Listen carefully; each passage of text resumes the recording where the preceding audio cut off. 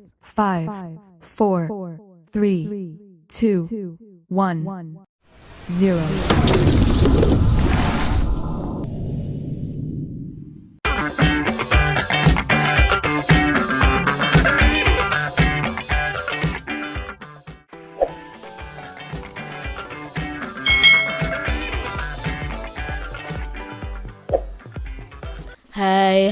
Hai, selamat datang di channel YouTube Kak Citra. Apa kabar adik-adik semuanya? Kak Citra berharap kalian dalam kondisi yang baik, sehat dan siap untuk belajar ya. Hari ini kita akan belajar bersama-sama untuk mata pelajaran tematik kelas 5. Kita belajar di tema 7, peristiwa dalam kehidupan, subtema 2, peristiwa kebangsaan seputar proklamasi kemerdekaan, pembelajaran yang keempat. Mari adik-adik kita belajar dengan penuh semangat ya. Setelah peristiwa proklamasi kemerdekaan, ada pekerjaan sangat penting yang harus dikerjakan. Pekerjaan itu adalah pembentukan Negara Kesatuan Indonesia. Banyak peristiwa dalam proses terbentuknya Negara Kesatuan Republik Indonesia. Mari kita pelajari peristiwa setelah proklamasi kemerdekaan ini adik-adik. Sebagai negara yang baru lahir, Indonesia itu belum memiliki undang-undang dasar yang berfungsi untuk mengatur segala aspek kehidupan berbangsa dan bernegara. Kepala negara dan kepala pemerintahan yang akan menjalankan pemerintahan serta kelengkapannya juga belum ada adik-adik. Lalu di sini para pemimpin bangsa segera memanfaatkan dengan sebaik-baiknya lembaga yang ada pada waktu itu. Nah, yaitu PPKI yang dibentuk oleh Jepang sejak tanggal 7 Agustus 1945. PPKI ini diketuai oleh Insinyur Soekarno dan wakil ketuanya adalah Dr. Andes Muhammad Hatta. PPKI ini akhirnya menggantikan tugas BPUPKI yang sudah berakhir. BPUPKI dibentuk pada tanggal 29 April tahun 1945. Apakah kepanjangan dari PPKI dan BPUPKI? Nah, PPKI itu adalah Panitia Persiapan Kemerdekaan Indonesia. Sedangkan BPUPKI adalah Badan Penyelidik Usaha-Usaha Persiapan Kemerdekaan Indonesia. Nah, sedangkan tadi ya PPKI tadi Panitia Persiapan Kemerdekaan Indonesia. Jadi lembaga ini atau organisasi ini atau panitia ini dibentuk sebelum kemerdekaan adik-adik. Awalnya BPUPKI, setelah itu BPUPKI dibubarkan menjadi PPKI. Nah, PPKI inilah nanti yang berperan dalam peristiwa setelah proklamasi kemerdekaan Republik Indonesia. Nah, di sini adik-adik kita akan pelajari tentang proses pembentukan Negara Kesatuan Republik Indonesia. Pembentukan kelengkapan pemerintahan yang pertama, pada tanggal 18 Agustus 1945, PPKI ini mengadakan sidangnya yang pertama di Gedung Kesenian Jakarta. Sidang ini dipimpin langsung oleh Ir Soekarno dan Dr. Andes Muhammad Hatta sebagai wakilnya. Anggota sidang PPKI ini sebanyak 27 orang. Melalui pembahasan secara musyawarah, sidang ini mengambil keputusan penting, di antaranya 1. Mengesahkan Undang-Undang Dasar 1945 sebagai Konstitusi Republik Indonesia. Yang kedua, memilih presiden dan wakil presiden yang pertama nih adik-adik. Insinyur Soekarno itu sebagai presiden, lalu Dr. Andes Muhammad Hatta ini sebagai wakil presiden Republik Indonesia. Yang ketiga, tugas presiden untuk sementara waktu dibantu oleh Komite Nasional. PPKI melanjutkan pekerjaannya guna melengkapi berbagai hal yang diperlukan bagi berdirinya negara dengan melaksanakan sidang lagi pada tanggal 19 Agustus 1945. Dalam sidang kedua ini, PPKI akhirnya menghasilkan keputusan adik-adik. Yang pertama, menetapkan 12 kementerian yang akan membantu tugas presiden dalam pemerintah. Lalu yang kedua, membagi wilayah Republik Indonesia ini menjadi 8 provinsi adik-adik, yaitu Provinsi Sumatera, Provinsi Jawa Barat, Provinsi Jawa Tengah, Provinsi Jawa Timur, Sunda Kecil, Provinsi Maluku, Sulawesi, dan Provinsi Kalimantan. Kalau dulu setelah kemerdekaan ya, hanya ada 8 provinsi. Nah sekarang adik-adik kita sudah ada 34 provinsi yang ada ya. Kalimantan itu dibagi dalam beberapa provinsi. Kalau dulu dijadikan satu menjadi Provinsi Kalimantan. Yang kedua, pembentukan Komite Nasional Indonesia. PPKI ini kembali mengadakan sidang pada tanggal 22 Agustus 1945 yang memiliki agenda pokok adalah tentang rencana pembentukan Komite Nasional dan Badan Keamanan Rakyat. Nah, Komite Nasional ini dibentuk di seluruh Indonesia dan berpusat di Jakarta. Tujuannya sebagai penjelmaan tujuan dan cita-cita bangsa Indonesia untuk menyelenggarakan kemerdekaan Indonesia yang berdasarkan kedaulatan rakyat. Yang ketiga adalah adanya pembentukan alat kelengkapan keamanan negara. Dalam rapat pleno PPKI pada tanggal 22 Agustus 1945 diputuskan pembentukan Badan Keamanan Rakyat atau BKR. Nah, BKR ini ditetapkan sebagai bagian dari Badan Penolong Keluarga Korban Perang yang merupakan induk dari organisasi dengan tujuan untuk memelihara keselamatan masyarakat serta merawat para korban perang. Nah, perkembangan situasi negara makin membahayakan. Pimpinan negara ini menyadari bahwa sulit untuk mempertahankan negara dan kemerdekaan tanpa angkatan perang. Nah, dalam kondisi seperti ini, pemerintah memanggil pensiunan Mayor KNIL Urip Sumoharjo dari Yogyakarta ke Jakarta dan diberi tugas untuk membentuk tentara kebangsaan. Dengan maklumat pemerintah pada tanggal 5 Oktober 1945 terbentuklah organisasi ketentaraan yang namanya adalah Tentara Keamanan Rakyat atau TKR. Lalu yang keempat, pembentukan lembaga pemerintahan di seluruh daerah di Indonesia. Nah, bentuk pemerintahan daerah di Indonesia itu diatur di Undang-Undang Dasar 1945 pasal yang ke-18. Itu sebelum diamandemen atau sebelum diubah.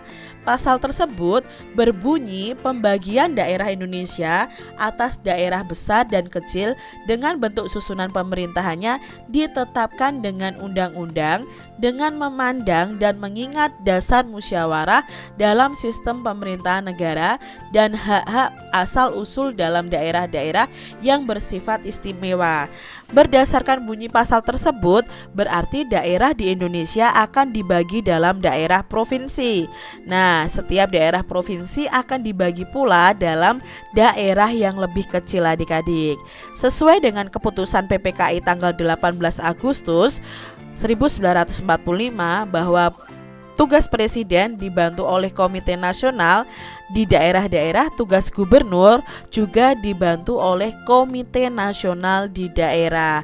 Nah, pembentukan Komite Nasional daerah yang ada di tiap-tiap provinsi merupakan lembaga yang akan berfungsi sebagai Dewan Perwakilan Rakyat Daerah sebelum diadakan pemilihan umum. Dengan terbentuknya pemerintahan di daerah yang dibantu oleh Komite Nasional di daerah, diharapkan roda pemerintahan dapat berjalan baik di tingkat pusat maupun di tingkat daerah. Kalau sekarang kan presiden dan wakil presiden itu dibantu oleh DPR dan MPR ya. Lalu kalau di tingkat daerah misalnya gubernur dibantu oleh DPRD ya, seperti itu adik-adik. Kalau dulu namanya Komite Nasional Daerah. Adik-adik, apakah tugas PPKI dari bacaan tadi? Nah, PPKI ini melakukan upaya-upaya persiapan kemerdekaan dan pembentukan Negara Kesatuan Republik Indonesia. Apa hasil sidang PPKI yang pertama?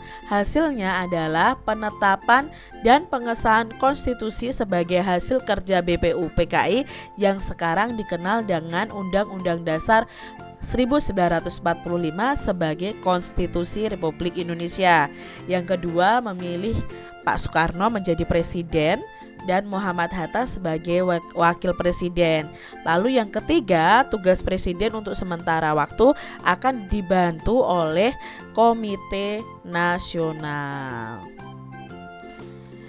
Apa tujuan pembentukan KNI? Nah, tujuannya sebagai penjelmaan dan cita-cita bangsa Indonesia untuk menyelenggarakan kemerdekaan Indonesia yang berdasarkan kedaulatan rakyat. Pertanyaan berikutnya adik-adik, kapan BKR atau TKR sebagai cikal bakal TNI itu dibentuk adik-adik? Nah, TKR ini dibentuk pada tanggal 22 Agustus 1945 ya. Tadi ketentaraannya ya memanggil Urip Sumoharjo seperti itu. Berikutnya, tuliskan 8 provinsi yang dibentuk oleh sidang PPKI yang pertama. Nah, di sini ada 8 provinsi: Sumatera, Jawa Barat, Jawa Tengah, Jawa Timur, Sunda Kecil, lalu Provinsi Maluku, Sulawesi, dan Kalimantan. Adik-adik, peristiwa sebelum, saat, dan sesudah proklamasi juga melahirkan tokoh-tokoh yang sangat berjasa bagi bangsa dan negara. Dengan jiwa rela berkorban dan pantang menyerah, serta gigih dan gagah berani, mereka berdiri di barisan paling terdepan untuk memperjuangkan kepentingan bangsa dan negaranya. Selain tokoh Dwi Tunggal, yaitu Insinyur Soekarno dan Muhammad Hatta, kita juga akan mengenal yang namanya Bapak Ahmad Soebardjo. Nah, beliau ini sangat berjasa dalam perumusan dan penyusunan naskah proklamasi. Yuk kita cari tahu tentang Bapak Ahmad Soebardjo ini. Pak Ahmad Soebardjo ini lahir di Karawang, Jawa Barat pada tanggal 23 Maret tahun 1897. Beliau ini dikenal sebagai sosok yang rendah hati dan bersahaja. Peran yang menonjol adalah ketika itu beliau ikut menjadi panitia 9 yang merumuskan Piagam Jakarta yang menjadi cikal bakal adanya pembukaan Undang-Undang Dasar 1945 yang sering kita baca waktu upacara bendera hari Senin adik-adik. Beliau ini juga menjadi penengah antara golongan muda dan golongan tua ketika terjadi perbedaan pendapat. Adik-adik pasti ingat peristiwa Rengas Dengklok. Nah, Ahmad Soebardjo ini menjadi penengah antara golongan tua dan golongan muda. Nah, perbedaan itu muncul ketika akan menentukan waktu pembacaan proklamasi ya, peristiwa Rengas Dengklok itu. Nah, Ahmad Soebardjo ini juga dikenal sebagai tokoh perumus naskah proklamasi kemerdekaan Indonesia. Beliau ini diperintahkan oleh Insinyur Soekarno untuk mengutip kata-kata dari Piagam Jakarta, terutama pada bagian pembukaan. Ya, atas berkat rahmat Allah, maka rakyat Indonesia menyatakan kemerdekaannya. Kalimat tersebut itu diminta untuk dijadikan kalimat pembuka naskah proklamasi. Pada akhirnya disepakati kalimat pertama pada teks proklamasi kemerdekaan adalah kami bangsa Indonesia dengan ini menyatakan kemerdekaan Indonesia. Nah, kalimat ini berasal dari kutipan alinea ketiga Piagam Jakarta. Itu tadi mengenai Ahmad Soebardjo adik-adik. Nah, kita akan mengulas teks bacaan tadi ya.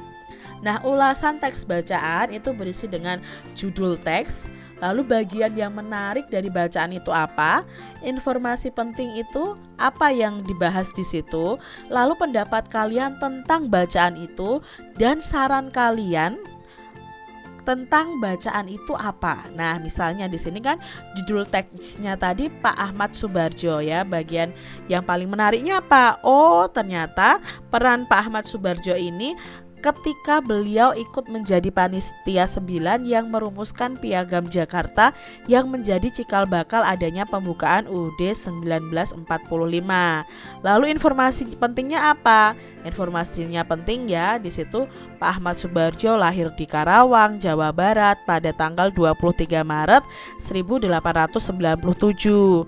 Beliau ini ikut menjadi panitia 9 yang merumuskan Piagam Jakarta yang menjadi cikal bakal pembukaan UUD 1945. Lalu Pak Ahmad Subarjo ini juga dikenal sebagai tokoh perumus naskah proklamasi kemerdekaan. Lalu kalian bisa menyampaikan pendapat kalian tentang bacaan tersebut. Misalnya di sini Kak Citra menyampaikan pendapat Kak Citra bahwa saya setuju bahwa Pak Ahmad Subarjo ini sangat besar jasanya bagi bangsa dan negara. Selain sebagai anggota Panitia 9, beliau juga merupakan perumus teks proklamasi juga bersama Insinyur Soekarno dan Muhammad Hatta. Lalu saya menyarankan teks ini untuk dibaca karena teks ini itu berisi informasi yang sangat penting tentang peran dari Bapak Ahmad Subarjo terhadap perjuangan bangsa Indonesia. Itu kalau kalian mengulas teks bacaan adik-adik ya. Ingat, kalau mengulas teks bacaan ada judul teks, ada bagian yang paling menarik, lalu informasi penting, pendapat kalian terhadap teks tersebut, dan mengapa kalian menyarankan teks ini untuk dibaca. Adik-adik, jelaskan peran dan perjuangan penting yang dilakukan Ahmad Subarjo. Nah, beliau berperan besar dalam Panitia 9 yang merumuskan Piagam Jakarta tadi ya. Lalu pada peristiwa Rengas Dengklok, beliau ini menjadi penengah antara golongan tua dan golongan muda ketika terjadi perbedaan pendapat. Yang ketiga, pada perumusan naskah proklamasi, Ahmad Subarjo ini mengutip kata-kata dari Piagam Jakarta, terutama pada bagian pembukaannya. Kemukakan hal yang dapat kamu pelajari dari kisah peran dan perjuangan dari Bapak Ahmad Subarjo ini. Nah, kalian bisa belajar jiwa rela berkorban dan pantang menyerah serta gagah berani. Ya, Pak Ahmad Subarjo ini berani berdiri di barisan terdepan untuk memperjuangkan kepentingan bangsa dan negara. Adik-adik, berbagai peristiwa dalam usaha pembentukan Negara Kesatuan Republik Indonesia yang merdeka dan berdaulat telah menunjukkan arti pentingnya persatuan dan kesatuan. Bangsa Indonesia ini dibangun di atas keragaman dan perbedaan, ras, suku, golongan, agama, dan budaya yang hidup beriringan menjadikan Indonesia ini bangsa yang besar. Perbedaan merupakan anugerah Tuhan yang Maha Esa yang perlu kita jaga adik-adik. Satu di antara perbedaan yang dimiliki bangsa Indonesia adalah suku, bangsa, dan budaya. Sebagai bangsa yang terdiri atas beraneka ragam suku bangsa, kita harus bangga karena suku-suku yang ada mempunyai budaya yang beragam. Keragaman tersebut terlihat jelas dalam unsur-unsurnya. Nah, unsur-unsur budaya itu apa saja? Yang pertama adalah religi atau kepercayaan di Indonesia. Nah, di Indonesia ini diakui adanya 6 agama resmi: Hindu, Buddha, Islam, Katolik, Kristen, dan Konghucu. Semuanya dapat mengembangkan sikap toleransi dan kerukunan. Nah, berikutnya unsur budaya yang kedua adalah beragamnya mata pencaharian adik-adik. Keragaman alam di Indonesia menyebabkan mata pencaharian masyarakatnya juga beragam. Sebagian penduduk Indonesia menjadi petani karena memang tanahnya yang sangat subur. Sementara orang-orang yang tinggal di tepi sungai atau pantai itu mengandalkan perikanan sebagai mata pencahariannya. Lalu ada pula yang menjadi pedagang, peternak, pekerja jasa, atau mata pencaharian lainnya. Unsur budaya yang ketiga adalah teknologi dan peralatan. Nah, teknologi ini berkaitan dengan kepandaian dan keterampilan orang dalam membuat atau melakukan sesuatu untuk memenuhi kebutuhan hidup. Nah, teknologi ini bermula dari bentuk yang sangat sederhana, lalu berkembang terus sesuai dengan perkembangan dan kemajuan zaman. Selain itu, kebutuhan manusia mulai beragam adik-adik. Teknologi yang sudah ada sejak zaman dahulu dulu hingga sekarang itu seperti teknologi dan peralatan senjata, wadah, alat angkut, tempat berlindung atau rumah, alat pembuat makanan dan minuman, serta pakaian dan perhiasan itu semakin berkembang kesininya adik-adik.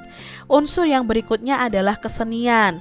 Hampir semua bangsa suku bangsa di Indonesia ini memiliki kesenian yang menjadi ciri khasnya. Kesenian itu dapat dikelompokkan menjadi dua macam, yaitu kesenian yang dapat dinikmati oleh mata, misalnya ada seni patung, seni ukir, seni lukis, seni rias, seni tari, seni pedalangan atau wayang, dan seni olahraga. Lalu yang kedua ada kesenian yang dapat dinikmati oleh telinga kita, misalnya seni musik dan seni sastra. Setiap suku di Indonesia ini memiliki lagu daerah dan alat musik daerah dan berbagai keseniannya sendiri-sendiri. Ini unsur-unsur budaya dari kesenian. Yang kelima, unsur budayanya adalah tentang pengetahuan. Nah, berbagai suku bangsa di Indonesia telah memiliki pengetahuan yang tinggi. Pengetahuan itu telah mereka terapkan untuk mengatasi kesulitan-kesulitan hidup. Pengetahuan itu antara lain tentang alam sekitar, flora fauna, bahan-bahan mentah, benda-benda di lingkungan alam, tubuh manusia, sifat dan kelakuan manusia, serta pengetahuannya tentang ruang dan waktu. Misalnya pengetahuan tentang berbagai jenis tanaman dan ramuan obat tradisional. Nah, pengetahuan menentukan arah orang Dayak sehingga tidak tersesat di hutan belantara. Pengetahuan menentukan arah para pelaut tradisional ketika mereka mengarungi samudra dengan kapal penisinya, sehingga bangsa kita ini dikenal sebagai bangsa bahari. Ternyata pengetahuan bangsa kita itu sangat tinggi juga adik-adik. Lalu unsur budaya berikutnya adalah sistem kemasyarakatan. Nah, sistem kemasyarakatan itu adalah pola hidup yang menjadi kebiasaan dan dianut serta telah menjadi kebiasaan suatu masyarakat. Ada sistem perkawinan, sistem kekerabatan, sistem berperilaku dalam masyarakat. Contohnya sistem marga pada suku Batak dan sistem trah pada suku Jawa. Kedua contoh ini merupakan sistem kekerabatan suku-suku tersebut. Wah, sistem kemasyarakatannya saja berbeda-beda ya antar suku. Lalu unsur budaya yang ketujuh adalah bahasa. Nah, setiap suku bangsa mempunyai alat komunikasi sendiri-sendiri yang terkadang hanya dimengerti dan dipakai oleh suku itu sendiri. Itulah yang dinamakan dialek adik-adik. Lalu bagaimana suku-suku di Indonesia bisa berkomunikasi dengan suku yang lain? Contohnya ya, kalau Kak Citra orang Jawa ngomong pakai bahasa Jawa, lalu bertemu dengan orang Bali yang berbicara dengan bahasa Bali. Nah, ketika kita bertemu ngobrol dengan bahasa kita masing-masing, otomatis tidak akan saling mengerti. Tapi beruntunglah kita memiliki bahasa Indonesia yang telah ditetapkan sebagai bahasa nasional dan bahasa persatuan. Tentu adik-adik masih ingat kan salah satu ikrar dari Sumpah Pemuda tahun 1928 bahwa bahasa Indonesia itu sebagai bahasa persatuan. Adik-adik telah mengetahui unsur-unsur budaya di Indonesia. Nah, keragaman unsur budaya tersebut lahir karena adanya berbagai faktor. Faktor itu seperti faktor biologis itu keturunan, ras, dan suku. Lalu faktor geografis itu keadaan alamnya, dan historis itu sejarah atau masa lampaunya, serta keterbukaan terhadap pihak luar. Adik-adik cari tahu dengan mengamati unsur budaya yang ada di sekitar kalian. Lalu kalian bisa uraikan seperti ini nih adik-adik ya. Misalnya unsur budaya di tempat kalian namanya misalnya ketoprak. Itu apa? Oh, itu seni pertunjukan di suku Jawa berupa drama tradisional. Religinya apa? Oh, nama-nama agama yang ada di suku Jawa. Nah, agamanya apa saja? Ya, itu tadi yang dianut, Islam, Kristen Protestan, Katolik, Hindu, Buddha, dan Konghucu. Lalu bahasa yang digunakan bahasa daerah. Jadi setiap daerah di Indonesia memiliki bahasa daerah masing-masing. Teknologi angkut atau transportasinya, ada dokar zaman dulu ya, ada andong, mobil, kereta, dan pesawat. Lalu di sini keterangannya apa? Perubahan alat transportasi yang makin modern itu didukung oleh kemajuan ilmu pengetahuan dan teknologi. Jika pada zaman dahulu masyarakat itu mengenal dokar dan delman sebagai alat angkutan atau transportasi adik-adik. Nah, sekarang masyarakat sudah mengenal mobil, kereta, pesawat, dan kapal sebagai alat angkut dan transportasi. Lalu unsur budaya di bidang pengetahuan.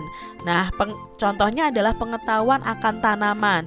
Nah, pengetahuan masyarakat akan tanaman dapat dimanfaatkan untuk membuat obat dan jamu tradisional di beberapa suku. Misalnya suku Dayak di Kalimantan masih menggunakan obat dan jamu tradisional. Lalu sistem kemasyarakatannya ada gotong royong misalnya. Nah, suku-suku di Indonesia itu mengenal gotong royong dengan istilahnya masing-masing adik-adik. Seperti istilahnya itu gugur gunung di masyarakat Jawa Tengah. Lalu di Yogyakarta itu gotong royong namanya sambatan. Di Jawa Timur itu namanya song osong lombung ya. Song osong kalau lombung itu di Madura, Nagayah itu di Bali ya, Bari itu nama gotong royong di Papua, Mapalus itu di NTT atau Nusa Tenggara Timur. Lalu mata pencahariannya apa? Kebanyakan bertani, karena petani adalah seorang yang bergerak di bidang pertanian. Bentuk pertanian yang ada di Indonesia itu bermacam-macam, seperti berladang, bertegalan, dan bersawah. Nah, adik-adik, di sini ada nama suku, lalu nama rumah adatnya, pakaian adatnya, nama senjata tradisional, nama upacara adatnya, nama tari tradisionalnya. Contohnya Kak Citra sini sebutkan adalah suku Jawa. Nama rumah adatnya Joglo, ya. Nama pakaian adatnya namanya Jawi Jangkep dan Kebaya. Nama senjata tradisionalnya adalah keris.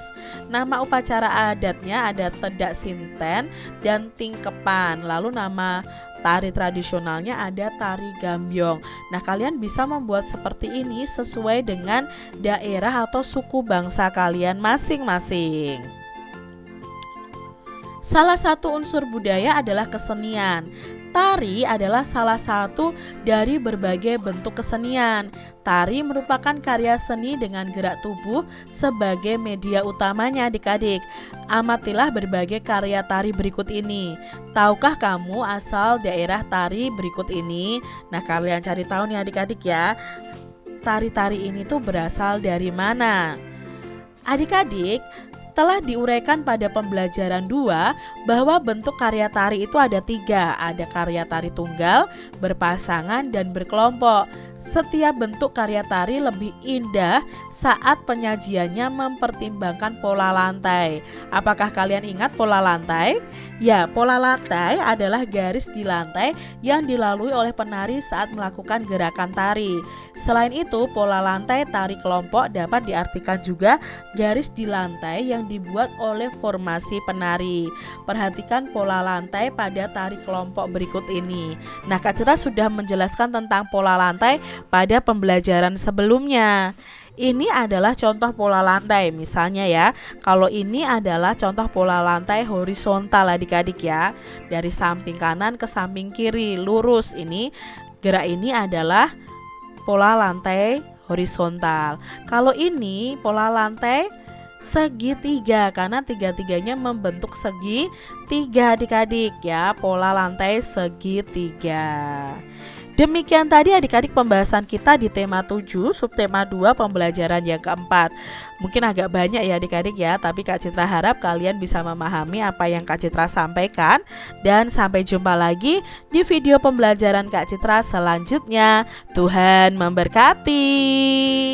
Jangan lupa tekan tombol subscribe, lalu tekan loncengnya, tekan juga tombol like, lalu share ke media sosial kalian. Jangan lupa untuk ikuti media sosial Kak Citra. Terima kasih.